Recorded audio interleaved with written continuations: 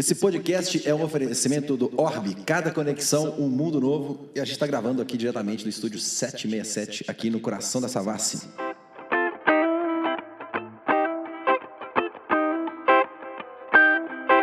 Se liga, pessoal, tá começando o Podwhy, seu podcast com tempero mineiro, um cheirinho de café e um gosto de pão de queijo. Você é nosso convidado, puxa uma cadeira, traz seu copo e senta aí que tá começando o Podwhy.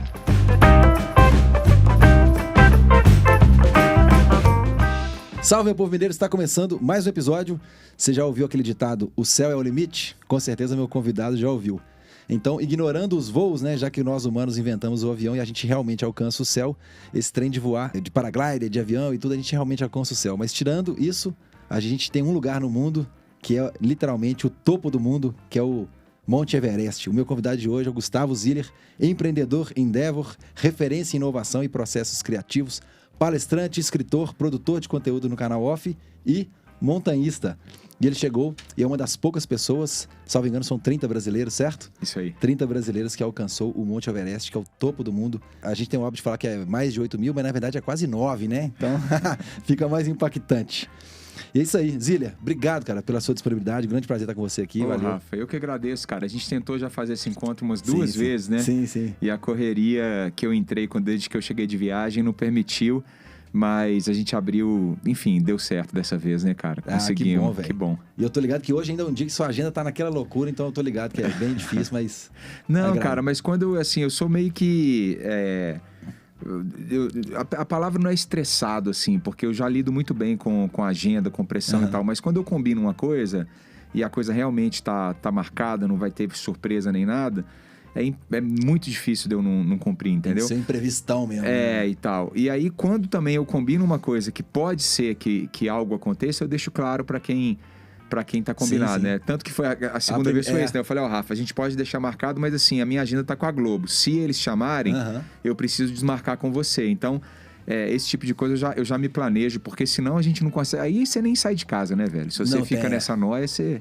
Esquece, aí não tem tempo de fazer nada. Exatamente. Ô Ziller, aqui eu gosto de começar o papo sempre fazendo o seguinte. Como a gente tá na capital de BH, o nosso Instagram é Belo Horizonte MG, começando com a história de BH. Antes da gente começar a escalar, como é que é a sua história de BH? Cara, você é natural daqui? Eu nasci aqui no Hospital Belo Horizonte. Pode crer. Em 1974, então eu sou um canceriano, nascido no mês de julho, no dia 8. Eu fui, assim, minha primeira etapa com a cidade, ela foi uma etapa distante, porque até meus 12 anos de idade, eu morei mais fora do que aqui. Então, meu pai, ele sempre foi representante comercial e meio que representante / empreendedor. Ele viajava bastante para abrir mercado para uma empresa gringa que tinha escritório no Brasil. E ele era o cara que topava qualquer coisa. Então, a gente morou um ano praticamente no Rio. Aí a gente morou em Salvador. E levava a tropa toda. Levava a tropa toda. Moramos em Salvador 2 anos, que foi onde meu irmão do meio quase nasceu lá. A gente voltou para ele nascer em BH. Aí fomos para Belém. Moramos em Belém 6 anos, Belém do Pará, que foi a maior aventura da minha infância. Que louco. E aí, quando eu voltei para BH, eu voltei com 13 anos de idade. De 12 para 13, né? Foi quando eu tive minha primeira experiência de Belo Horizonte. Até os 13 anos, eu não tive contato só rodei. Mas a gente vinha mais memória também, né? Total. E eu vinha passar férias aqui, né, cara? A gente tava comentando, o Léo, que é meu primo, era o cara que me recebia quando eu vinha pra cá. Então, eu era o primo que morava em Belém, que morava, sabe, que tinha aquela lenda. Pô, o cara mora lá no meio da floresta amazônica, né? Então, eu vinha pra cá sempre nas férias e tal. Então, a minha relação com Belo Horizonte nesse início foi afetiva. E aí eu quero fazer saltar toda a parte da adolescência, né, e voltar para hoje. Hoje, a gente voltou a morar em BH em 2014, né, Paty, eu e os meninos, e a minha relação com Belo Horizonte me lembra muito esse período. Por quê? Porque eu tinha uma imagem de Belo Horizonte da cidade que eu queria morar, de uma cidade afetiva que ia me receber bem. E agora eu tenho essa mesma sensação. Então, a minha conexão com BH passa por afeto, sabe? Ela não passa por desenvolver negócios ou alguma coisa. É afeto. Primeira coisa é afeto. Depois que vem o resto, entendeu? Saquei. Então, eu tô num momento muito especial com a cidade que eu escolhi pra morar, porque, porra, eu que escolhi, né? Eu tô numa fase assim que eu poderia estar morando em alguma outra cidade do Brasil, né? Outro país também, Outro país, tudo que eu faço hoje é muito digital, não tenho necessidade de estar presente em lugar nenhum. Então, mas eu escolhi Belo Horizonte por causa disso, né? E eu acho que o mesmo sentimento vale para minha companheira de vida, a Paty, e meus filhos, né? Pode crer. E BH tem esse senso, né? O povo Belo Horizontino, a gente é muito afetuoso, né, velho? Eu acredito Demais, que agora cara. que, depois de você ter feito Você é o primeiro Belo Horizontino a fazer? Cara, eu sou, assim, eu sou o primeiro... Eu não pesquisei a fundo, mas são por 30... alto... Sim, são 30 brasileiros, eu sou o 26º, e pelo que eu consegui pesquisar, não tem nenhum mineiro e nenhum Belo Horizontino, Você é recebido ainda melhor, né, cara? É um grande feito, né, velho? Nós vamos chegar lá, nós vamos começar a escalar essa parada aí. Legal. Pra gente começar essa aventura, cara, como é que começou essa ideia de montanhismo? Você não pratica isso desde sempre, né? Você é publicitário, não é isso? Sou formado na PUC, daqui também, PUC Minas, Campus Coração Eucarístico, prédio 13. Cara, assim, ó, o primeiro contato de montanha que eu tive foi no CPOR, aqui também em Belo Horizonte. Eu fiz CPOR em 90 e... Ai, meu Deus, lá vai eu. 93, eu sou da turma de 93, cinquentenário da FEB. E quando eu servi exército, eu acabei indo para São João del Rei no estágio obrigatório que a gente tem que fazer antes de deixar o CPOR. Então eu fiquei 3 meses em São João del Rei e lá é um batalhão de montanha. Então foi meu primeiro contato com a montanha de verdade, assim. Exercícios que a gente fazia nas redondezas. 20 e poucos anos. Eu tinha 18 para 19. Né? 93 isso. Eu servi com 19 anos, 19 anos ali. Então eu fiquei em São João del Rei 3 meses no final do ano, para início do ano posterior, de 94, e ali eu tive o primeiro contato com montanha mesmo, Serra de São José, que divide Tiradentes e São João del Rei. E, cara, foi incrível, assim. Desde lá, aí eu sempre pratiquei muito esporte e comecei a envolver esportes ao ar livre na minha história, né? Mas, cara, uma coisa que Belo Horizonte tem como característica e que eu não, até então, nunca tinha me envolvido, são os esportes ao ar livre que a gente gosta de praticar, né? O mineiro gosta pra caramba de trail, gosta pra caramba de mountain bike, jogar uma peteca também, a nossa casa. Peteca assim, é nosso, completamente. Peteca é completamente nosso, isso é só pratica ao ar livre, né? Não tem como praticar num lugar indoor e tal. Então, esses esportes ao ar livre, eu nunca fui muito ligado, né? O meu negócio era mais esportes de quadra, né? Esporte... joguei futebol, basquete, jogava no time da PUC e tal, não sei o quê. Cara, aí fiquei sedentário, completamente sedentário. Quando foi em 2012, eu tive uma síndrome de burnout e no processo de entender como que eu ia sair daquela situação, vários amigos me incentivaram a voltar para a montanha. Um deles é o Caio Vilela, que é um fotógrafo super querido, especial, que também guia para expedições de trekking a lugares inóspitos, né? Campo Base do Everest ele faz, Annapurna, Parará. Falou, cara, você devia ir pro Everest comigo. Foi ali que ele plantou a semente, entendeu? E aí eu comecei a refletir, será que eu não integro, não volto para a montanha para começar a ter essa conexão de novo com algo que eu perdi? E aí eu posso contar uma história? Então foi mais ou menos isso, entendeu? Saquei. E praticado mesmo, você não tinha praticado até então? Você só conhecia? Não, cara. Eu tinha escalado indoor, já tinha feito algumas coisas de escalada indoor. No Exército, eu precisei fazer escalada militar, né? Então, eu lembro uma vez que a gente... Tinha um contato, tudo. Total, assim, fim de semana, eu, o Fernando, o Daniel, a gente ia pra pedra, tinha umas escaladinhas que a gente fazia nas pedras lá da Serra de São José. Então, eu lembro, assim, mas não era uma coisa... rotineira, né? Hoje, se você pegar a minha agenda, cara, é praticamente treino de um atleta profissional, né? Tem treino em 2 horários do dia, tem treino que eu sigo planilha, eu tenho 3 treinadores, o treinador de escalada, o treinador de cardiovascular e o treinador de montanha mesmo, o que cuida do ciclo todo, que é gringo, inclusive.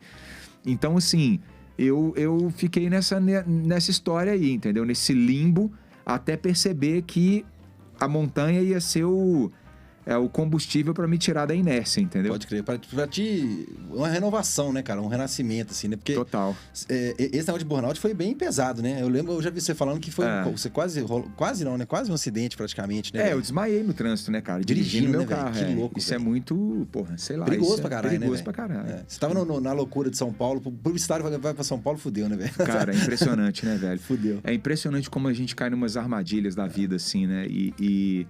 E são armadilhas que, assim, eu acho que eu também, por exemplo, uma coisa que eu falo muito, o meu período de São Paulo, eu não nego ele não, entendeu? Eu não falo assim, eu preciso esquecer isso, né? Eu preciso, isso é uma coisa que não deveria ter feito parte da minha vida. Eu não tenho esse tipo de sentimento em nada que eu tenha realizado, entendeu? Eu acho que o que é história, tá lá, é legado e é olhar daqui pra frente. Agora, se eu tivesse que ir pra lá de novo, eu sei o que eu não repetiria, entendeu? Pode crer. Eu sei o que eu fiz de errado. Não para, né, velho? 220, né? Isso é apenas um detalhe, né? Pode crer. Imagina como é que deve ser o resto. Aí depois você criou essa... Vou ressignificar essa porra toda. Eu lembro que eu vi você falando na palestra como é que você começou a produzir a parada do projeto Sete Cumes. Que tem um negócio do canal off que eu acho sensacional, velho. Conta como é que é essa história aí. Essa história é legal, né? Bom, aí eu fui fazer um trek no Annapurna. A turma da revista Trip é super amiga minha. O Paulo Lima é um dos meus mentores, é um amigo querido que eu gosto muito. A Jéssica, que é a companheira dele e tal, enfim. Aí, essa história, a Trip cobriu do trek em Annapurna e cobriu toda a trajetória da minha... Annapurna é onde? Annapurna é no Nepal também. Nepal. É a 10ª montanha mais alta do mundo. E eu fui até o campo base do Annapurna e voltei. Então ali foi um momento que eu falei, cara, eu quero fazer isso aqui da vida. Pode crer. Eu quero ficar nesse esporte. Eu acho que é um esporte que reúne tudo que eu preciso, assim, para me manter produtivo, criativo, amoroso, reflexivo, sabe? Abrindo perspectiva, de tudo um pouco. E aí eu falei, cara, o que eu posso fazer para que isso aconteça, né? Porque... Infelizmente, quando você vai fazer montanhas mais complexas, é um esporte caro. Né? Para você escalar o Monte Everest, hoje, você comprar uma vaga numa expedição comercial, você vai gastar entre 35 e 50 mil dólares. Com o dólar a 5. Entendeu? Não faz assim. Então eu falei, cara, eu preciso viabilizar de alguma forma esse sonho. Ele precisa virar business. Ele precisa virar, né? Eu não vou conseguir fazer sozinho.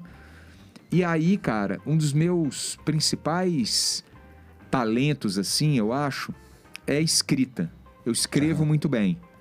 Eu não gosto de falar que eu sou um escritor, né? Longe de eu ser um Saramago, um Graciliano Ramos, etc. Sem comparações. Sem comparações, não é isso. Mas eu sou um autor que tem o próprio estilo. Eu consigo... A pessoa que lê um texto meu, sabe? Puta, esse aí pode ser um texto do Ziller, né? Pode crer. E aí eu escrevi... bem forte. E aí eu escrevi o roteiro e o argumento de uma temporada do Sete Cumes. Entendeu? Tive a ideia, eu estava no Nepal, escrevi o livro para os meus filhos, que depois lançou, o livro está até esgotado. E aí no processo eu falei, cara, eu vou escrever um roteiro e vou tentar vender isso para um apoiador, para um patrocinador ou para um canal de TV que queira financiar. No meio do caminho, eu consegui sentar na frente do diretor executivo do canal Off à época, que era o Guilherme Zattar. Isso 2014? 2014. Tudo a ver com o canal Off, né? Tudo a ver. Não, e foi bem legal, porque o canal Off estava num momento de tentar trazer um pouco do conteúdo para coisa mais ordinária.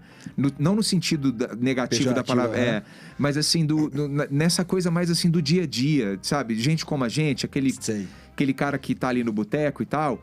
E então, desde o início, o argumento da série não era um super atleta que escala montanha. Era um cidadão comum que tá usando e entendendo a ressignificação da vida dele, das pessoas que ele ama através da montanha, no esporte, entendeu? O canal Off tinha separado mesmo. Você ficava dando uma olhada lá no barzinho e tal, você ficava vendo o canal Off, você porra, como é que eu vou fazer uma parada dessa, velho? É isso aí. Só os caras voando e tal, loucura. É inspirador demais, né? Mas é muito... É meio intangível, né? Intangível, isso. E uma das coisas que a gente tenta fazer no Sete Cumes, apesar de ser um esporte que quando você vai para essas montanhas mais complexas é um esporte caro, é deixar mais perto, né? Mais próximo, né? Que é possível, né? Que é possível, né? E eu acho que isso que encantou o canal Off lá atrás e por isso que a gente tá junto até hoje, né? E teve a história de falar que... mas eu não sou montanhista ainda. Não teve uma parada dessa, não? Cara, isso aí é uma coisa que não tem jeito, vai ficar comigo o resto da vida, Que né? louco isso. Porque...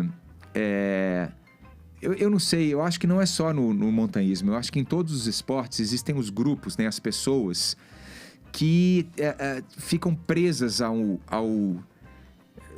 eu não sei nem te dizer, assim, é um sentimento ali. Os caras são muito fechados, amarrados no mundo ali, né?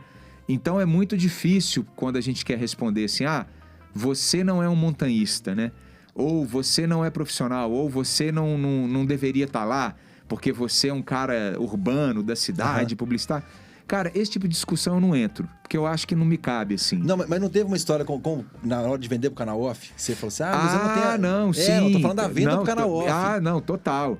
Essa história é boa, porque depois que eles top, autorizaram, então vamos lá, né? então vamos lá, que dia que você começa? Eu falei, bom, me dá 1 ano pra eu treinar. Os caras, então você não faz?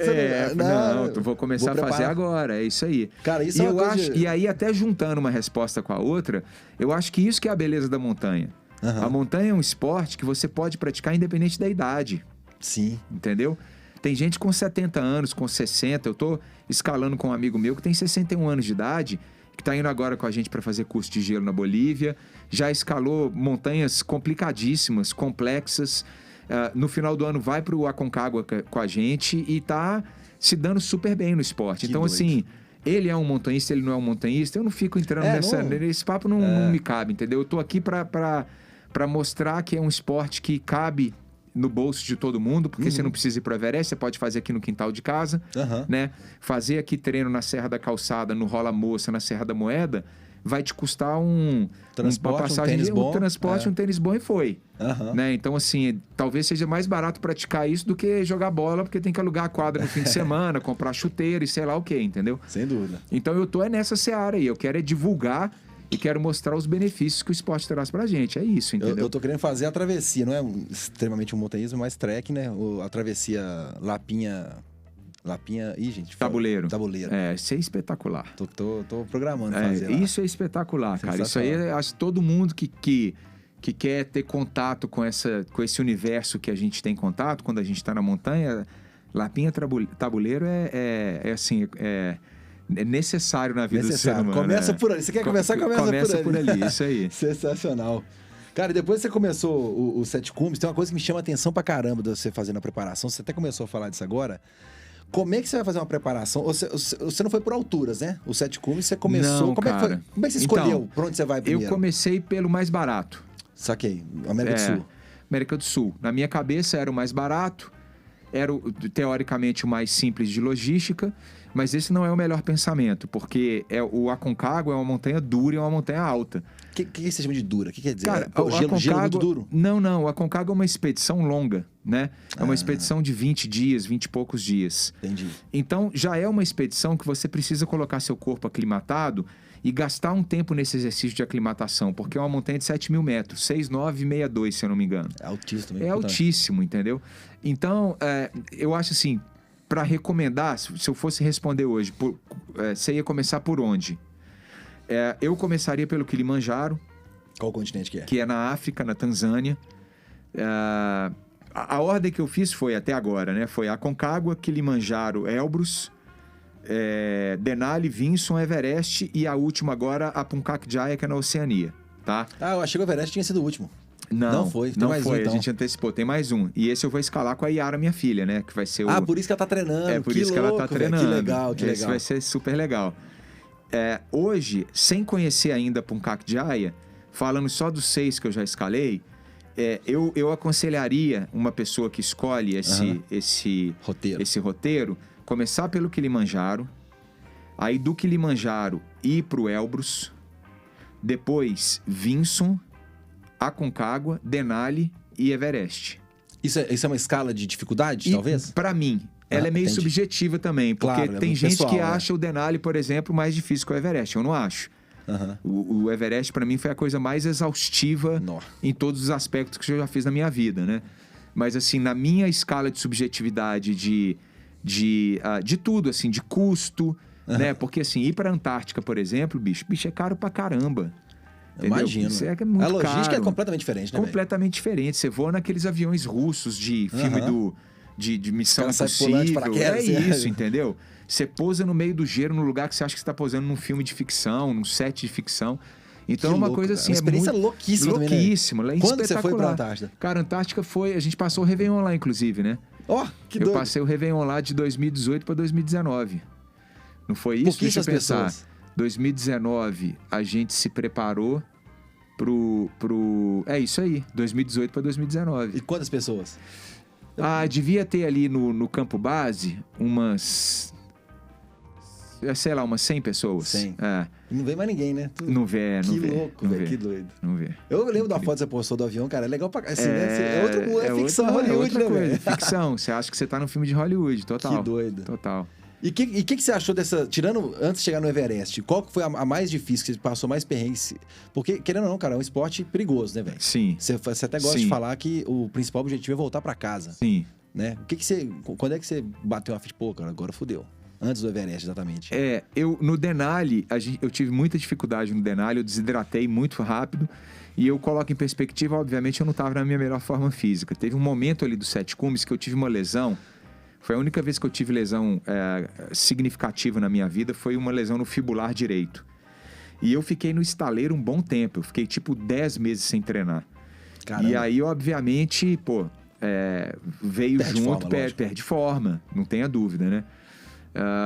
Eu ainda não estava na dieta vegana, né? Então, ali eu já não estava treinando. Falei, esse ano não vai ter escalada. Então, mineiro, cachaçinha, cervejinha. Sou amigo dessa galera toda aí, do Koala, do Diguinho do Albanos e tal. Então, vamos beber. Perdi a forma. E aí, treinei só 5 meses pro Denali. Só 5, né, cara? Só 5. A preparação é impressionante, velho. Total. E não consegui recuperar a forma ideal. Eu acho que isso ajudou a dificuldade do Denali, tá? Mas mesmo colocando isso em perspectiva, o Denali foi a montanha que me deu mais trabalho. Tanto que é a única montanha das 6 que a gente abandonou o ataque ao cume. A gente não passou pelo cume. Por que se chama de ataque? Uma curiosidade que eu sempre tive. Cara, em inglês é Summit Push, né? O push aí, nesse caso, a tradução mais adequada é isso, né? Porque falar a puxada do cume, a puxada do cume, ou no português fica estranho. Fica estranho, né? Então, acho que a tradução mais adequada é o ataque. O que quer dizer esse ataque aí, né? Você sair do ponto mais alto que você consegue chegar numa montanha. Do ponto base. Que não é o campo base, é o campo avançado. O ponto base que eu falo é um ponto referência. Isso, o campo avançado. Tá? No Everest, por exemplo, é o campo 4. No Denali é o High Camp. E ele fica geralmente o quê? Uns 500 metros abaixo? Não, ele fica normalmente entre 800 e 1,1 km abaixo do topo. Acima disso, você não pode ficar acampado porque não dá. É porque você coloca seu corpo já num risco desnecessário, entendeu? Que louco. Então, desse ponto até chegar no cume e voltar a esse ponto, é o momento que você tem que gastar o menor tempo na montanha para correr o menor risco. Então, é literalmente um exercício de ataque. A gente vai atacar isso aqui e voltar. Pode crer. É uma mistura de termo militar com termo... Você entendeu? De montanha mesmo. É tipo um rouba-bandeira, né? Tipo um rouba-bandeira. Vou atacar e volta. Isso aí, vou atacar e volto. Vai e volta, né? Não tem que ficar no meio do caminho ali. Vou dormir uma noite aqui. Fudeu, não dá. Isso não existe. Né? Em qualquer montanha Porque assim, o que difere o montanhismo da escalada, por exemplo, né? O montanhismo, você precisa usar técnicas da escalada, só que ele é o esporte que você está no ar rarefeito. Então, as montanhas aqui, elas estão acima de 4.000 metros. Aí virou montanhismo, entendeu? Quando você não está no ar rarefeito, tá escalando um big wall, tá fazendo isso aqui, aí é uma escalada, né? Escalada em rocha, andinismo já é montanhismo, mas assim, é isso, escalada em rocha, aqueles free solo, aquela galera que fica ali, é uma modalidade mais clássica, é uma outra coisa. Quando você vai pro ar rarefeito, é que a gente chama de montanhismo, entendeu? E você tem que subir necessariamente com oxigênio? Depende da pessoa. Acima de 7.000 metros, é muito raro uma pessoa não usar a suplementação de oxigênio. Pode crer. Como é que é a preparação psicológica disso, cara? Porque eu fico pensando assim, Se você vai para um lugar, por exemplo, com muito poucas pessoas, apesar é um esporte individual, mas ele é coletivo, né? Total. É louco isso, Total. né? Você fica muito tempo ali, eu acredito, reflexivo, né, velho? Como é que você se prepara psicologicamente pra uma parada dessa? Cara, eu tenho um treinador de cérebro, né, que tá comigo há 2 anos, que é o Fernando Gonçalves, que é o cara que treinou o Anderson Silva pra voltar a lutar no octágono depois daquela lesão. Olha. Né? Ele treina o Carlos Burli, Lucas Chumbo. Tem uma galera que tá ali com ele fazendo. Um cara muito legal. E tenho também as pessoas que me ajudam a tirar meu norte da zona de conforto, né? Uhum. Então, por exemplo, uma das coisas que eu fiz para trabalhar o cérebro nos últimos anos foi me tornar vegano. Então, quando eu me tornei... Cara, foi difícil demais para mim fazer a transição, né? Você já era vegetariano ou você já foi... Cara, eu já não tinha essa onda de ficar comendo muita carne. Pode crer. Mas eu sou um mineiro clássico, né? Uhum. De queijo, o queijo é foda, né, velho? Não, cara, foi difícil. Hoje não é mais. Né? Passou, eu né? entrei na fase já agora de que já virou um estilo de vida, entendeu? Então eu não sofro mais, eu não tenho problema, eu acho tudo que eu quero, tem comidas deliciosas, queijos de castanha deliciosos, não tem mais essa onda. Mas no início era pra botar meu cérebro numa situação de combate. De falar, não vai dar certo e não sei o que, sabe? Será que tal, não sei o que. Então esse tipo de coisa eu faço até hoje, colocar meu cérebro em situações de combate, assim. Isso é uma forma de você treinar o cérebro legal. E tem outras dicas que eu posso dar. Ler em voz alta, tomar banho de olho fechado, se equilibrar. Ler em voz alta? Cara, ler em voz alta é uma das coisas mais legais para treinar o cérebro. Mas por que exatamente? Cara, porque você tá induzindo o teu cérebro a pensar no que você tá falando. Quando a gente fala, a tendência que a gente tem de escolher as palavras é maior do que quando a gente tá pensando sobre aquilo, né? Quando a gente externa o que a gente tá a fim de falar, você externa com uma lógica. Você tenta ser mais linear, você tenta medir palavras e por aí vai. Então, o teu cérebro está trabalhando quando você está falando, só que você não percebe isso. Da mesma forma que você está respirando e não percebe que está respirando, ou que teu sangue está circulando e você não percebe. Né? São as químicas involuntárias. Qual foi o que você falou? Eu fiquei agarrado.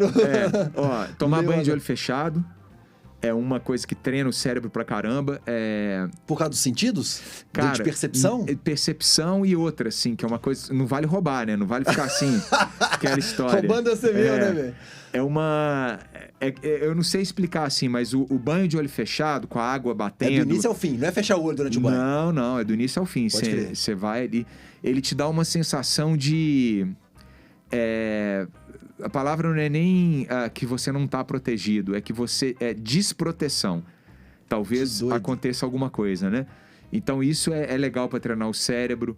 Ler em voz alta, como eu falei. Escovar dente com a mão que você não é a mão de comando, né? Sensacional. Isso treina o cérebro pra caramba. E tem esses exercícios mais práticos e tem as coisas mais assim profundas, meditação, mindfulness, essas coisas aí. Mas assim, eu sou adepto de, cara, qualquer coisa que faça sentido para eu sair do lugar, eu procuro me envolver e dar uma pesquisada, entendeu? Legal. Cara, você citou a palavra zona de conforto. Eu postei um texto, tem um mês mais ou menos, que eu falei assim, cara... porque hoje em dia existe muito coach de palco, né, cara? Que às vezes o cara não fez nada na vida e virou coach e tal. Eu acredito muito fielmente que existem pessoas sérias nessas profissões, mas tem muito placebo aí, né? Aí eu escrevi assim, cara, por que as pessoas agora o tempo inteiro estão com mania de falar que você tem que sair da zona de conforto? Eu quero ficar lá na zona de conforto. Não quer dizer que eu esteja confortável, quer dizer que tá de boa, mas eu continuo buscando algo a mais, né? Eu falei isso porque eu fui retirado da minha zona de conforto em maio, separei, saí de casa, aquela zona, e a transformação te joga lá embaixo, né? Falei, pô, cara, eu quero voltar pra zona de conforto. Me deixa quieto aqui. Pode crer. É uma reflexão tem uma galera também que é dessa turma aí do coach e tal, que fala que qual que é o termo que eles usam? Não sei. Que hoje em dia não dá mais pra você ser um especialista, que você tem que ser generalista, né? Entender de tudo. Entender de tudo e tal, não sei o quê. Que também eu acho que é uma coisa... Afirmar isso é uma coisa que é complicada, né, cara? Eu escuto um podcast que ela fala que... Um dos primeiros episódios, ela chama Autoconsciente. Bem legal. É bem terapêutico, assim. E ela fala que a gente, na fase que a gente tá vivendo agora, tecnológica, que a gente é multitarefas. Cara, você fazer muitas coisas ao mesmo tempo, cara, não vai dar certo. Aí ela faz um exercício bem básico. Se você falar as 4 primeiras letras e os 4 primeiros números, você fala com a mão nas costas, um de cada vez, tranquilo. Agora, se você misturar A1, B2, aí você já começa duas coisas ao mesmo tempo, não vai rolar. Louco demais. Vamos fazer um breve break agora e já voltamos com o Topo do Mundo.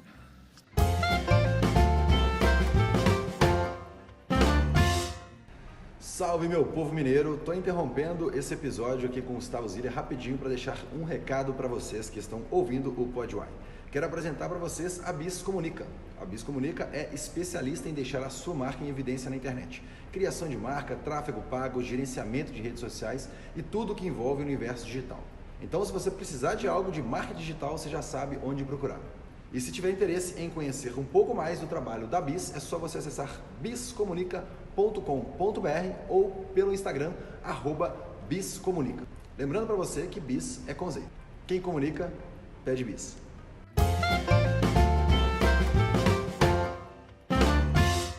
Voltamos agora para mais um bloco. Agora a gente vai chegar de fato no topo do mundo, que é um grande marco. Mas pelo que a gente está conversando aqui, todas as montanhas são altíssimas, né? O Everest acaba sendo um marco por ser o maior, mas se eu escalar uma outra com 500 metros a menos é tão desafiador quanto, né, velho? Agora, conta pra gente como é que o Everest estava programado para ano passado. Isso. Aí mudou tudo. Como é que foi essa... Eu acredito até... Eu vou fazer uma comparação, não sei nem se cabe, mas... Galera das Olimpíadas, os caras tudo preparado mentalmente, cara, junho, começa junho, julho ali, preparação, tudo. Porra, vou ter que preparar tudo de novo. Como é que foi essa onda pra vocês? Isso é uma coisa que atleta que é bem mais preparado que eu não pode titubear, né? Ele tem que estar preparado para amanhã, né? Não é para ano que vem.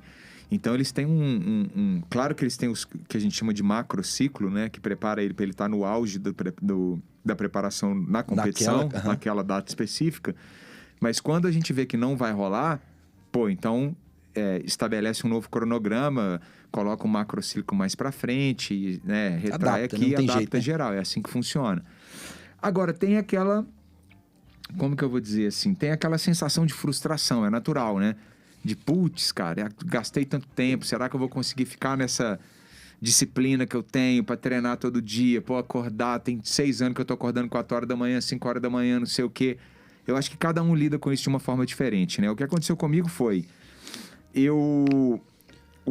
a gente estava no Everest, a gente estava na região em janeiro de 2020, a gente foi treinar lá, fizemos o trekking ao campo base no inverno. O base é o mais baixo. O base é o 5.350, isso é o mais baixo. Mas já está acima de 5, né? É o mais baixo. É o mais baixo, mas já é bem alto. E aí isso já faz parte da ambientação? Já faz parte do... Quando você vai chegar no campo base, você demora mais ou menos entre 10 e 14 dias para chegar lá. Não, é tempasso também. É tempasso. Você vai acostumando com a altura e tal, você já chega lá aclimatado. Entendi. Esse exercício a gente fez em janeiro de 2020 e fomos para Portes, que é a cidade... Do Pemba, que é o escalador local que escala comigo. E ficamos lá, uns 10 dias com ele, treinando nas redondezas. Né? Fomos fazer escalada em gelo, fomos fazer uma escalada... Enfim, ficamos por ali. Nesse período de treinamento lá, eu estava com a adrenalina muito focada no Everest, porque a gente estava lá em janeiro... Qual que era a previsão? Era voltar, era ficar lá até o final de fevereiro, voltar para o Brasil no final de fevereiro só para dar um beijo em todo mundo e tal, aclimatar e tal, e aí voltar para lá e já ir para o campo base e ficar direto. Era março. Era final de março. Pode crer. Tá? Ficar só março no Brasil, aniversário da nossa filha mais velha, então eu tinha mais ou menos programado assim. Mas quando foi ali por volta do dia 3 de fevereiro, explodiu o coronavírus lá. Lá já estava. Explodiu o coronavírus. Eu lembro direitinho que a gente viu a coisa chegar, a gente ficou apavorado, porque o negócio lá foi muito sério, muito rápido, muito sério. E aí eu falei com o Gabriel, cara, vamos embora pro Brasil, porque eu acho que a gente não vai conseguir sair daqui. Eu tô com a sensação de que vai dar merda. Vamos fechar essa fronteira. Vai ser, alguma coisa vai acontecer. O filho, aí, no tempo exato, no tempo exato, cara. A gente voltou pro Brasil, não deu outra. Tipo, uma semana depois eles fecharam a fronteira. Caramba. Você ia ficar lá presão. Pô, imagina, né? Aí a gente ficou naquela expectativa. Vai ter a temporada, não vai? Esse negócio é sério, vai alastrar pro mundo, não vai? Ninguém sabia que tava rolando, Ninguém sabia direito, mas deu no que deu ali. Proibiram tudo. Lá já era muito sério, né? Então, todos aqueles países da região ali, Índia, Nepal, enfim, Vietnã, Camboja, estava todo mundo vendo o que estava acontecendo. Alguns países já estavam em franca ascensão dos casos e mortes, né? E aí eu falei, cara, não vai ter escalada, é óbvio. Aí não deu outro. O governo nepalês fechou e falou, esse ano não tem temporada de alta montanha. Ela é regulada pelo governo. É regulado pelo governo. Pode crer. Ministério do Turismo. Não vai ter temporada de alta montanha. Eu falei, bom, tudo bem. Então o que nós vamos fazer Pelo menos agora? clareou, né? Pior que se ficasse naquela... Vai ou não vai, né? Total. Mas aí a gente já tinha dinheiro no Nepal, pago parte da logística, comprado o equipamento que ficou lá. Muito equipamento nosso ficou lá. Não fazia sentido trazer, né? Não fazia sentido. A gente já tinha pago os Sherpas, pelo menos 50%. Sherpas são os caras, né? Os locais isso, ali. Isso. E a gente tinha compromisso com patrocinadores, que a gente teve que comunicar e remontar a história toda. Mas patrocinador brasileiro, tudo brasileiro. Mas aí também o cara compreende, né? Velho? Mas assim, ficou dinheiro lá e vai repor isso, não vai. Aí começaram as negociações, entendeu? E eu acredito que nesse período aí, uma coisa que eu fiquei muito preocupado, que era não envolver as pessoas nas negociações para não criar desgaste entre os grupos, né? E deixar o dinheiro no Nepal, porque eu entrei numa questão assim, cara, vamos pedir reembolso. Só que esses caras que não vão ter temporada lá vão viver de quê?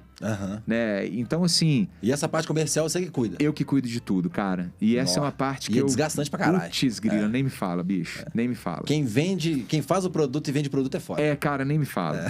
É a parte que eu fico mais... Nossa. É a que mais desgasta. Né? Tô ligado. E aí, mas enfim, no final deu tudo certo. Aí a gente adiou tudo. Quando foi no início... E adiou assim, né? O dia que der, né? O dia que der. Não tem previsão? Não tem previsão.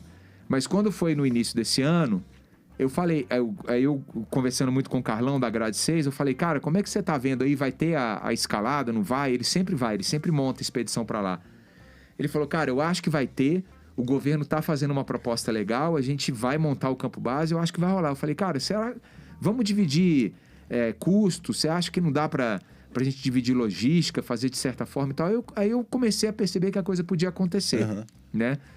E aí, de repente, aconteceu. A gente decidiu ir em menos de 10 dias. Porque o Carlão também não sabia se ele ia montar. Quando ele montou e que a coisa deu certo, aí os últimos 2 patrocinadores entraram no barco e a gente viabilizou a viagem. Isso fevereiro? Isso foi... Janeiro. Isso foi assim, cara. A gente embarcou no dia 4 de abril. Um pouquinho mais pra frente. E a gente fechou... E, assim, eu tava treinando igual um louco... Preparado para embarcar. Falar nisso, a pandemia também, você treinei usou doido, não, nem me fala.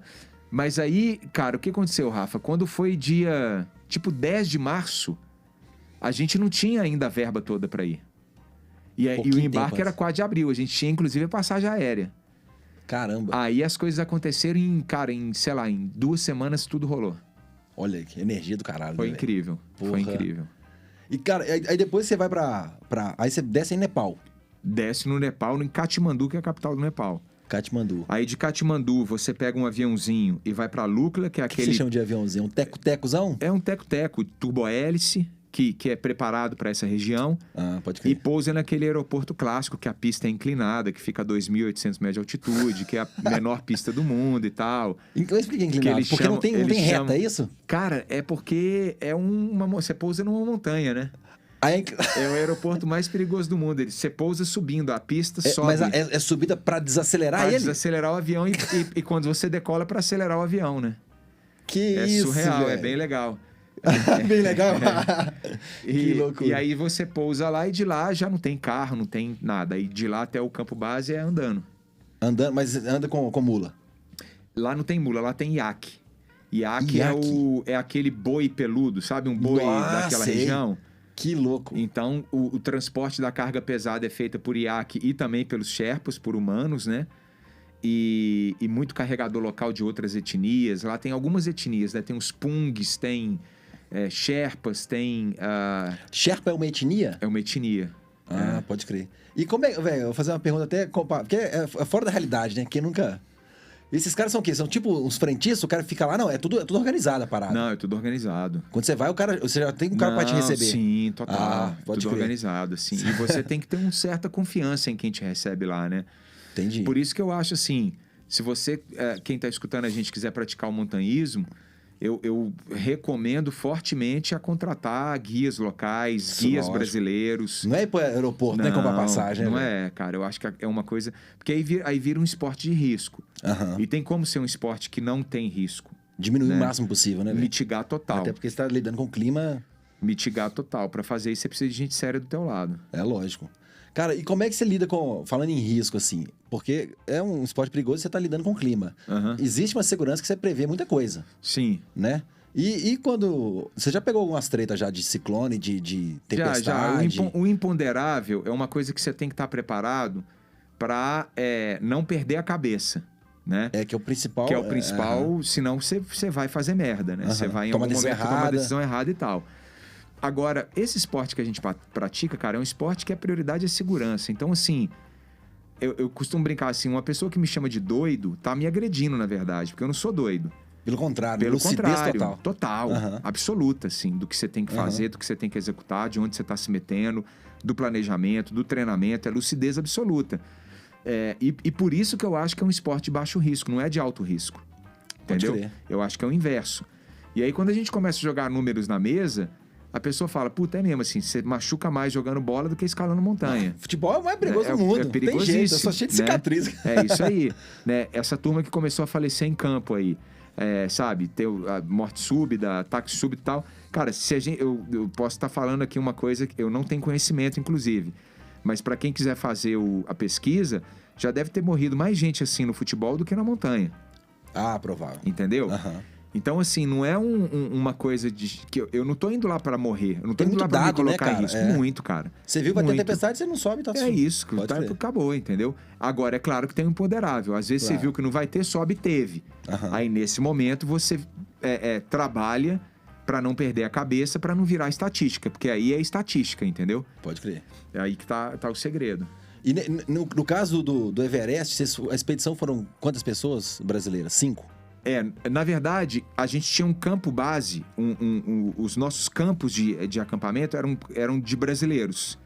Então se juntaram 3 expedições nos campos. Ah, saquei. A minha, do Canal Off, a da Areta, que foi a primeira preta latino-americana Aham, a a chegar paulista. no topo, isso, de Campinas. A da Dani e do Alex e do Léo, que estavam lá. E a do Carlão, que o Carlão foi pro Lhotse. O que é Lhotse? Lhotse é uma montanha de 8 mil metros que fica em frente ao Everest. Ah, a base tá... pode crer. Você divide tudo. Entendi. E aí tinha um quinto ponto que eram brasileiros que o Carlão conhece e que foram passar 2, 3 dias no campo base. Não sobe né? necessariamente. Porque o campo base já ficam tá ali, alto pra já caralho, tá né, alto. Aí o Gabriel foi com a Lud, que é a esposa dele. O Gabriel é depois... o fotógrafo? Não, o outro Gabriel. O Gabriel estava comigo, na minha expedição aqui do Canal Off. O Gabriel com a Lud, ele foi pra escalar o... Cara, ele escalou a Island Peak, escalou o Lobuche, escalou umas montanhas lá. Caramba. E ficou no campo base pra curtir com a gente um período, entendeu? Pode crer. Então tinha essa galera lá também, tá? E aí, esse ecossistema que foi montado, esse ecossistema era o que a gente dividia, né? Barraca refeitório, a barraca refeitório do campo 2, a logística das coisas a gente dividiu. E por aí vai. A ambientação, o campo base faz um serviço primordial na ambientação. Porque Total. Vocês ficam quanto tempo ali antes de começar? Cara, a gente fica no campo base, dos 51 dias que eu fiquei na montanha, 51, eu tenho estudo anotado, eu tô escrevendo o livro e tá descrevendo, mas deve ter tido eu fiquei uns 30 no campo base. E tem um esquema que você vai e volta, não tem? tem? Sim, você vai subindo e descendo para ganhar altitude, para colocar teu corpo naquela altitude, ele acostumar, você desce, aí fica um pouquinho lá embaixo, sobe de novo, desce. São 3 rotações até você estar pronto. E quantos, vamos chamar de degrau, né? Não sei se tem um nome. Quando é que você sobe a mais, assim? Se você subiu primeiro, você sobe o quê? 1 quilômetro e volta? Não, entendi sua pergunta. Então vamos lá, você sai do campo base, vai até 6.000. Depois volta. Volta. Aí você sai de 5.300 de novo e vai até 6.700. E depois volta de novo. E volta de novo. Depois você sai de 5.300 Isso tudo pro seu corpo e acostumando. Com rarefeito, com baixa temperatura. Total. Depois você sai de 5.300 e vai até 7.100. E aí volta. Do 700 você volta ainda? Volta. É foda. Caralho. Esse pedaço aí você tá quase volta. Caramba, velho. Aí o último ciclo já é o ciclo do cume. Aí você já vai pra 700, porque a partir de 700 você vai usar... o último campo. O oxigênio. Ah, só. Mas Entendeu? ali você, tipo, descansa e fica um dia ali pra Fica atacar. um dia e sobe pro campo 3, depois mais um dia, sobe pro campo 4. Ah, saquei. Entendeu? Caramba, cara, é muito complexo, né, velho? É um planejamento que você tem que cumprir, senão alguém vai passar mal, não tem jeito. E se passar mal, não... Porra, Putz, é complicado. resgate deve ser foda. Não Você- existe. Não existe, Resgate é só até o campo 2. O campo 2 é Tá o 7 mil. 6 não, tá 6.600 mais ou menos, 6.700. Caramba. Um pouquinho menos, eu acho. Campo 2 não tá isso tudo, não. Eu tenho anotado lá também. Eu acho que o campo 2 tá 6 Mas dá e pra dar uma 15. ideia, assim. Total, Pô, total. Mas aí, como é que foi o ápice ali, velho? Vocês demoraram quantas horas pra sair desse último aí? O nosso ataque ao cume foi até a parte mais consistente da escalada. Eu tava me sentindo muito bem. E rolou um acidente antes, né? Você machucou. Sim, machuquei a costela e depois constatou que eu quebrei. Mas assim, eu tava muito bem, né? Eu tava ótimo, assim. A equipe toda tava ótimo. O Gabriel também, os 3 Sherpas e tal. Inclusive, velho, desculpa até te interromper. Vai lá.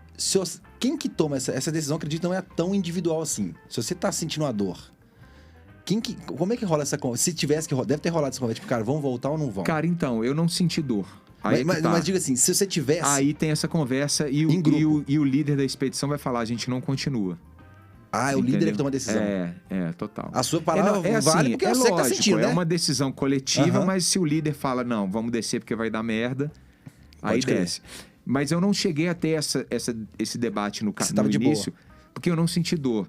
E o médico que me atendeu depois em Katmandu, ele falou, cara, provavelmente você não quebrou essa costela no impacto, na queda que você teve. Você foi depois. Ele acha que eu fui esmirilando ela depois, entendeu? Ó. Tanto cara, que eu senti dor na descida. Pode que adrenalina, frio. Total. Frio também deve ter, né, anestesiado. Total. Mas aí, Então aí é você isso. seguiu, e aí? Aí a gente saiu do acampamento 4 às 9h20 da noite, chegamos lá em cima às 7h21 da manhã. Então 9h20 já tá escuro. 9h20 escuraço. Breu total. Breu total. Né? Era- Lá escurece muito, muito rápido, né? Ah, Porque lá na primavera deve Sem escurecer... lua nenhuma.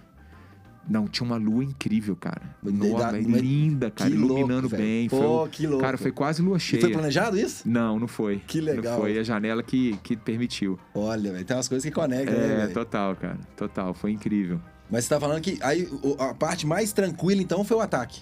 A parte mais tranquila foi o ataque. Quantas horas?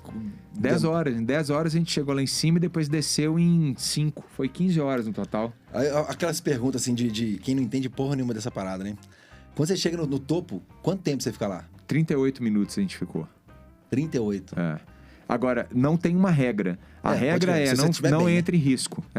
Pode não crer. entre em risco. Você não é acampar lá em cima, né? Não. É o tempo que você tem para se recuperar, beber uma água se você conseguir. Chorar, tirar transbordar. foto, chorar um pouquinho, não perde muita água também não desidrata não. E aí já pega Cara, e deve ser uma desce. sensação muito doida, né, velho? Cara. Sensação de pertencimento total na montanha, né? A sensação de que você faz parte da parada, é incrível mesmo. Nossa, você faz parte do lugar, né, velho? É. E rola a parada da bandeira? Rola e rola também uma coisa que é assim, cara, que eu acho que depois colocando em perspectiva os livros que eu já li sobre o assunto, esse é o tipo do lugar que se você morre, você não sente dor e morre feliz. Porque Olha. você vai... parece que você está em contato com... Você já está em contato com o sagrado, entendeu? É bem espiritual, né, É velho? bem espiritual, cara. É uma Que paz louco, de espírito velho. inacreditável. Tanto que tem um livro clássico do maior montanhista da história, que é o Reinhold Messner, que ele fala a morte na montanha é a morte mais bonita que há, né? Caramba. Tem numa escalada específica dele numa montanha de 8.000, que eu não lembro qual é, ele fica parado e começa a congelar, e ele fala que a sensação é tão gostosa que se ele podia ter morrido ali. Ele tava feliz, ele tava gostoso no negócio, entendeu? Caramba, E aí ele fala, velho. não, ainda tem coisa pra resolver. Ele vai numa batalha interna ali. Sozinho? Sozinho, ele tava sozinho. Ele vai sozinho. O cara maior da história Ele escala solo. E pô, e o cara voltar pra escrever isso é É sensacional, né, incrível, velho? é incrível. Putz, velho, porra. Esse cara tô com vontade de fazer. Não vai pegar uma mochila e sai andando, né, velho? Não é assim, pode né? crer. Cara, mas aí a volta você foi resgatado. Então, aí consegui voltar até o campo 2, mas minha costela tava destruída, tava sentindo muita dor, tomando morfina, né? E aí eu falei, cara, eu não vou conseguir descer a Cascata Combu. Cascata Combu é a parte mais perigosa do Everest, né? Falei, cara, não vai rolar, eu vou colocar todo mundo em perigo e eu também vou entrar em perigo. Então vamos... E essa cascata você passa na ida e na volta? Na o caminho volta. É o mesmo? É o mesmo sempre. Pode crer. Né? A primeira fase da escalada é a cascata. Você sai do acampamento base e já entra na cascata. Aí eu falei, cara, não vou me colocar em risco. Todo mundo concordou comigo, né? O Carlão que estava lá nessa hora concordou, o Gabriel concordou, o Pemba concordou. Aí todo mundo desceu e eu fiquei com o Pemba e com o cozinheiro do Campo 2, que é o Tyrion, esperando pro resgate no dia seguinte. Mas nessa noite entrou o ciclone. E cara, a gente não sabia que era o ciclone. Foto, é surreal, né, cara? Nossa, velho. É. A gente achava que era mau tempo, a gente não sabia que era um ciclone. Já não tinha informação mais. Não tinha informação. Aí a gente perdeu comunicação, aí foi um desespero, cara. Comida, tudo? Fudeu. Que, cara, e vocês eram 3, você falou, né? Éramos 3, só que aí o Pemba... Teve um dia que a gente conseguiu contato com o campo base e a gente ficou sabendo que não ia ter o helicóptero pro Pemba. Aí o Pemba resolveu descer no meio do ciclone. Eu lembro que ele demorou 11 horas, cara, pra sair do campo 2 até o campo base. Você ficou sabendo depois, lógico. Fiquei sabendo depois. Isso é quanto tempo? Isso é um trecho, né? que quando a gente tá descendo, a gente leva 6 horas. Cara, o dobro. E sozinho. Só ele e um amigo dele. Desceu os dois. Pode crer. Escalar sozinho ali naquelas condições isso é um risco perigoso, grande, né? É muito arriscado. Caramba. E ele, muito experiente, levou 11 horas. E aí, cara, eu fiquei com o Tenzin lá, o Tyrion lá, 2 dias e meio, né? Sozinho com ele. Não, mais do que isso, foram 3 noites sozinho com ele. E aí foi quando foi o pior do ciclone, né? Que aí a gente falou, cara... Você não consegue sair da barraca? Não, fiquei 27 horas dentro da barraca. Não consegui sair. E a barraca individual? Barraca individual, Ah, você ficou com ele, mas não ficou com ele, né? Ele tava na barraca, que era a barraca refeitório, porque ele tava tomando conta do equipamento que ficou lá em cima já, pra não voar nada e tal. Eu tava na barraca sozinho, na barraca que é essas que a gente acampa. E tinha a cozinha, que a gente se encontrava na cozinha sempre. E a cozinha é móvel também, não tem construção nenhuma, né? Não tem, tudo móvel, tudo móvel. Pra passar o maior tempo possível ali dentro, que ali tinha fogo, a gente conseguia se aquecer e tal. Só que quando a tempestade apertou mesmo, eu fiquei 27 horas dentro da barraca, eu não conseguia botar o pé pra fora da barraca. E sem comunicação com o cara ainda, né? Sem comunicação com o cara e sem comunicação com o campo base. E meu celular tinha acabado a bateria. Mas lá pega celular nessa altura? Não, mas para ter um entretenimento ali, né? Pra você ficar vendo foto, ler uma coisa, baixar música, escutar uma música. Você ficou 27 horas olhando pra tecido da barraca. Surreal. Aí vem a parte mental, né? Total. Senão imagina se você pira e quer sair pra encontrar com o cara. Não, e tal. Eu já pirei, já fiquei pirado. Imagina quem não tem a preparação que eu tenho, né? Putz, velho, que loucura. Cara, e tem uma história sensacional que eu vi no seu Instagram, acho que foi ontem, que você conversa com a Yaya e com todo mundo, né? Isso é no Ataque ao Cume. E você tá 7 mil metros. Como é que você... É satélite, né? Satélite. Telefone satelital. Mas você já tinha essa intenção ou você viu que dava pra fazer? Não, a gente leva um telefone satelital... Só que tem que ver como é que tá o clima para pegar. O satélite também só pega se tiver um clima bom. No meio desse ciclone aí não existe satélite, entendeu? Entendi. E aí, no dia do nosso ataque ao cume, a gente teve uma janela na ventania que o telefone pegou. Aí o Pemba falou, cara, tem sinal, quer falar com alguém? Eu falei, bicho, liga pra Patrícia, eu quero falar com a família. Pô, que Foi bem legal. Eu vou até te pedir permissão da gente colocar esse áudio, Por favor, fica à vontade. Vai ficar legal pra caramba, velho. Eu tô ótimo. A subida até o acampamento 4... Tô muito bem. A subida até o acampamento 4 foi muito forte, muito dura, mas o papai conseguiu. Tá? Gabriel tá bem. Tá mandando um beijo pra vocês aí. E a gente tá muito forte aqui. A gente vai tentar. Se não der certo, a gente volta pra trás. Também acho que vai. Espalha a notícia aí, tá joia? Um beijo. Tchau. Te amo, Yaya.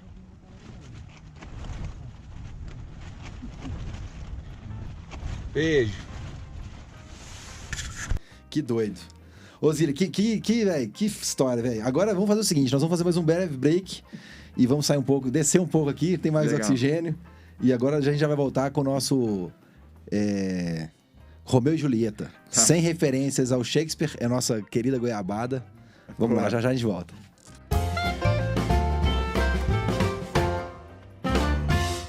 Voltei fazendo uma última interrupção nesse papo fantástico aí com o Zília. Deixa eu fazer uma pergunta para você. Você já pediu alguma indicação de lugar pra gente no Instagram? Um restaurante com música, ou uma dica de um boteco para aquele domingo de tarde, ou então um local para dar uma volta com date no pôr do sol, qualquer coisa desse tipo. Provavelmente ou você já fez ou ainda vai precisar de alguma indicação nossa. Então vou te contar uma novidade. No dia 23 de setembro, quinta-feira, o nosso portal belohorizontem.com.br finalmente entra no ar. E por lá, além de notícias, nossos conteúdos como o próprio Pod UAI, o Cine Patê e outras dicas que a gente publica lá no Instagram, nós vamos oficializar todas essas indicações de restaurante, bar, boteco, roteiro, hospedagem, enfim, uma infinidade de informações. Então não esquece de anotar aí na agenda, dia 23, quinta-feira, um novo portal, quentinho com um delicioso café e acolhedor com uma boa recepção de qualquer mineiro.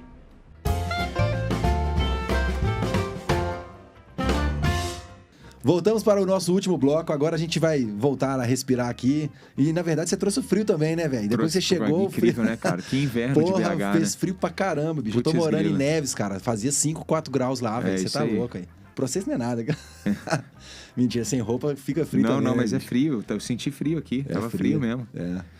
Ô Zília, esse último bloco, cara, é uma brincadeira que a gente faz, que é o seguinte, é o velho bate-bola, só que como a gente não tá falando de futebol aqui, a gente brinca que é o queijo com goiabada, Boa. Romeu e Julieta.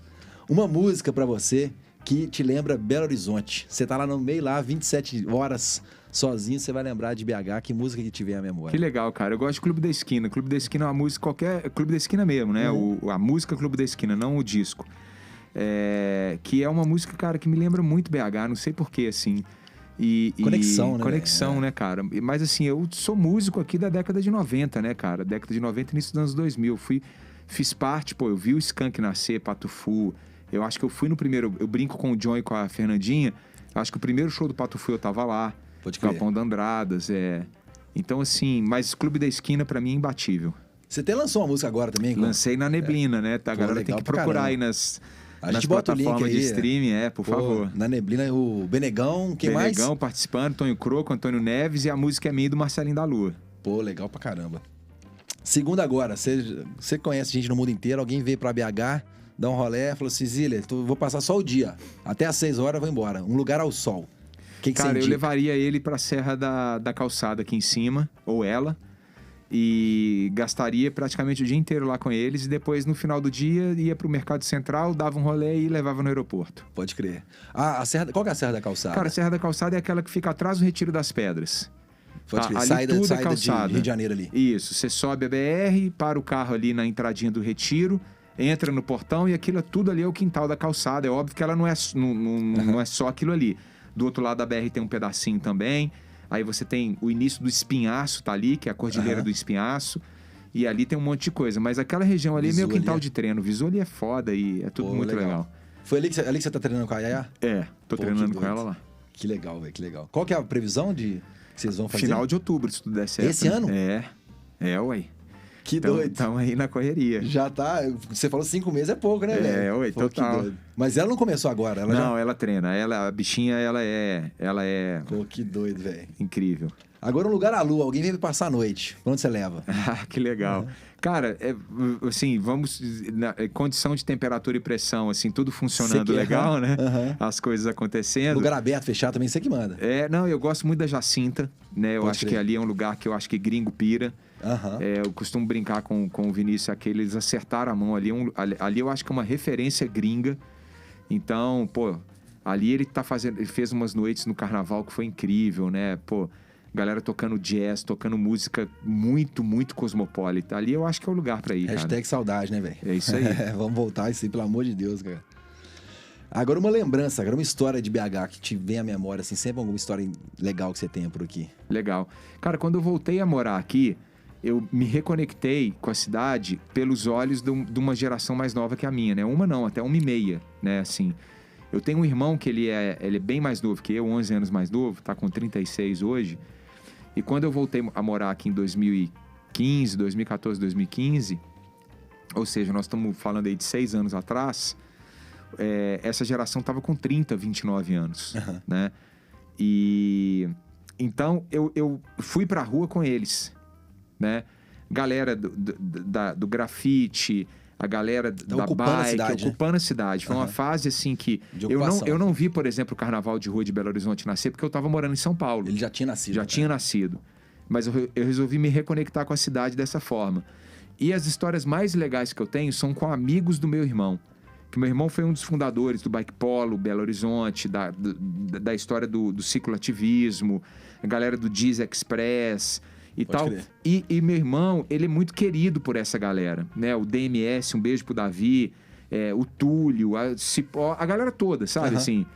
E aí o que a história de carinho que eu mais tenho é como que eles se referiam ao meu irmão. E por que isso doido. aconteceu? Porque meu irmão não mora mais em BH, ele mora hoje no Equador com a companheira dele, que é a Tifa, e os filhos dele. Aham. Então, tinha muito tempo que eu não via meu irmão. Eu vejo ele muito pouco, porque é difícil Sim, ir pra sim. lá e ele vir pra cá, né? E aí isso me reconectou com a cidade de um jeito muito especial, porque eu Ele já morava lá, então? já morava lá. Ah, saquei. E os amigos dele falando, pô, que legal que você tá de volta. E o Joãozinho, e contando as histórias do João pra mim, Aham. os rolês que eles faziam e tal, eu falei, cara, que cidade especial é essa? Eu não sabia que isso existia, né? Que doido. Então essa história é bem legal. Cara, você falou de carnaval, eu tenho um outro negócio que eu comecei a pensar nele em 2011, exatamente pela falta de carnaval. Eu fiquei em BH, não tinha nada em Belo Horizonte, era aquele velho ditado, saiu de BH, sai pegar a luz. Aí eu ia pra barzinho, restaurante, pra ir com o meu menino, eu tinha que achar onde que tinha com playground e tal, porque ele era pequenininho. E a referência que eu tenho de carnaval é essa, 2011 não existia absolutamente nada em Belo Horizonte. Então, dali pra frente começou esse rolê de ocupar a cidade, o Praia da Estação. Isso é legal Toma demais, conta, cara. culturalmente. E eu, quando eu voltei, isso já tava, né, já rolava, já era Aham. total. Mas os amigos do João, que se tornaram meus amigos no rolê, né? Ajudaram contando as a criar histórias, isso, né, isso, velho? cara, isso pra mim foi muito legal saber das histórias. Você viu a proporção que tomou, velho. O Belo Horizonte de 2019 foi eleito melhor do que Salvador. Pô, tem preço não, total. né? Terrinha nossa é boa demais. Cara, agora, as últimas duas perguntas. Você tá lá, chegou lá no topo da montanha, você ainda achou uma lâmpada. Você tem direito a um pedido. O que você pede? Levar todo mundo que eu amo pra lá, Porra, sem perigo nenhum. Sensacional, sensacional. Agora a última. Uma loucura, velho, que você já tenha feito, ou que tenha acontecido na montanha, uma coisa que você sabe que você nunca mais vai viver, ou que tenha sido na cidade, que você não costuma contar. O que você traz de história aí? Mas você fala loucura no sentido de perigo? Ou... Qualquer que você quiser. Tá. Cara, eu acho que a coisa mais legal que eu já fiz, assim, não é legal também, mas umas coisas que eu posso contar e que eu adoro é assim. Cara, eu já vivi algumas coisas com a Patrícia, que é minha companheira, que eu sempre quero viver de novo, porque a gente nunca usou nenhum tipo de sonho que a gente teve.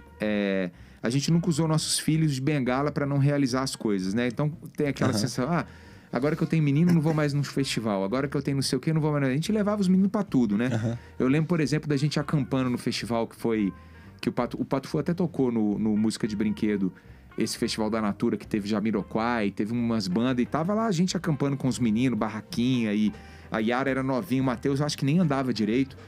Então essas coisas a gente sempre fez. Agora tem umas coisas que eu faço com a Paty, que eu acho que são as coisas legais, que é assim, puta, vamos pra Lavras Novas? Mas agora é agora. Pega o carro, Entra no carro e vai embora, né? E eu lembro uma vez que a gente fez isso, que a gente teve que dormir dentro do carro, no meio da estradinha de terra de Lavras Novas, que a gente, enfim, ficamos ali namorando, cara, com a lua, porque o cara... Mas a intenção não era parar na estrada, Não era parar, velho. E aí a gente não tinha o hotel, a gente não... Tava lotado. E aí, pá, não sei o que, cara, então vamos dormir no carro aqui. Então, esse dia foi um dia bem interessante. A gente também voltando de uma festa que teve ali pra cima da BR, eu não lembro agora, no Mix Garden. Mix Garden. Pode crer. Tipo Mix Garden, uma festa nossa, inclusive, do Graças a Deus. A gente voltou por dentro de Macacos, a gente ficou parado também no meio do caminho e resolveu, cara, vamos dormir aqui, a gente namora, dorme dentro do carro. Então, essas coisas eu acho que são as coisas mais legais que a gente já fez, assim. E eu, normalmente, essas coisas eu faço ao lado dela, porque eu namoro com ela desde os 14 anos. Desde os 14, né, velho? Que louco, velho. Cara, e essa simplicidade é sensacional, essa cumplicidade, né, velho? Não tem preço que pague isso, não, hein? Ela é demais, ela é bem legal mesmo. Ô, Zília, conta pra gente aí o que você... Suas redes sociais.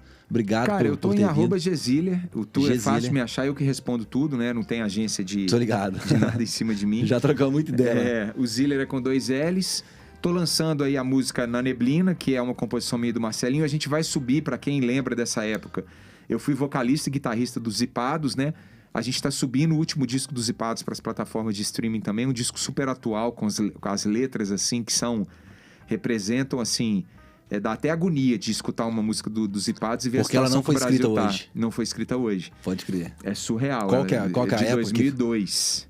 Putz. Então nós estamos falando ali de... Puta, foi quando 20 saiu anos. o FHC e entrou o Lula, né? Aham. Então, é impressionante, cara, as letras da banda. E igualmente triste, né? Ah, vê, cara, 20 anos surreal. depois você vê... É surreal. Porra. E então tu vai para as redes sociais, para as plataformas de streaming. Na Neblina tá no Spotify, Deezer, Amazon Music, nesses lugares todos. A galera me chama de Zillermano, né? Quando é música, então é só procurar. Ou Gustavo Ziller também vai achar. Dá pra achar também. Dá pra achar. E, cara, é isso. Gesília. No Off também, se quiser entrar no Off Play e tal pra ver os conteúdos, é Sete Cumes ou Gesília, Gustavo Ziller vai me achar. E tá aberto, né? Sete Cumes tá aberto, até cara, o que foi lançado. Agora tem o YouTube, que a gente tem as séries digitais também que contam a história de um jeito diferente. E essa é produção independente? Não, essa é do Off também. É do Off também, entendi. E a do Off, não. A do Off tá dentro das plataformas da Globo, canais Globo ou Off Play. Ou se você assina alguma TV a cabo, aí você consegue acesso. Pode crer. Sensacional, indico pra todo mundo, velho. Que história. Osílio, obrigado pela disponibilidade. Valeu, mais uma vez. Semana que vem de volta. Valeu, abraço. Tchau. Falou, rapaziada. Tamo junto.